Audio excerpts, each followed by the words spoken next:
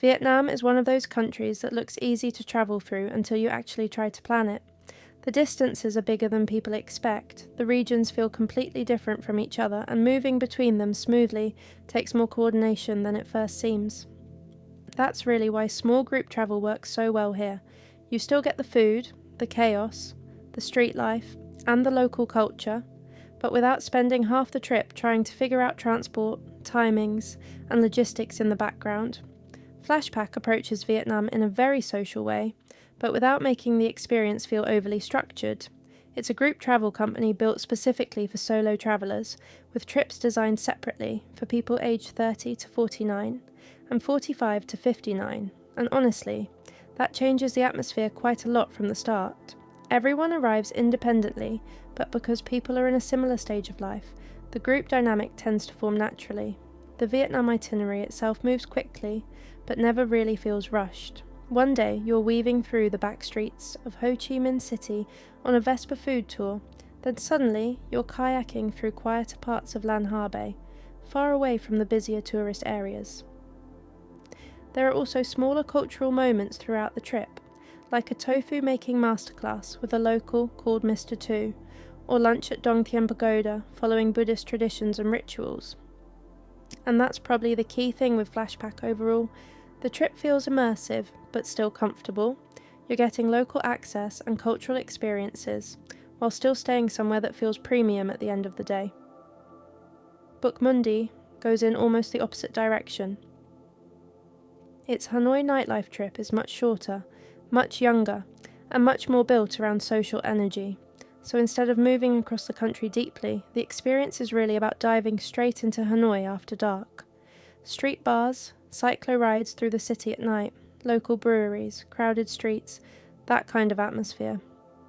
And for the right traveller, that absolutely works, especially if you want something quick, highly social, and easy to step into without much commitment.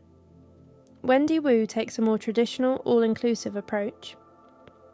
Its Vietnam and the Reunification Express itinerary is much more structured, with logistics handled almost entirely for you from the beginning, and in Vietnam specifically, that simplicity probably matters more than people realise, because once you start crossing long distances, moving between cities and coordinating transport, having everything organised can remove a huge amount of stress from the experience.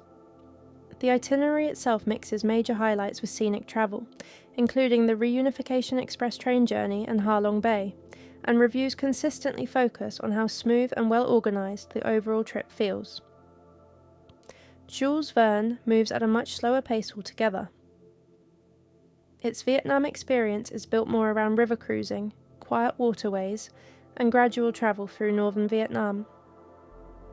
And honestly, the pace is part of the appeal.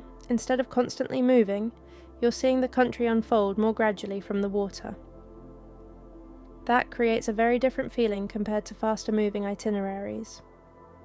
Road Scholar focuses less on pace and more on understanding. Its walking Vietnam itinerary combines physical exploration with historical and cultural context throughout the trip. So, rather than simply visiting places, you're learning about them while you move through them, walking tours through Ho Chi Minh City, historic streets in Hoi An, expert-led insight along the way. And that changes the experience quite a lot.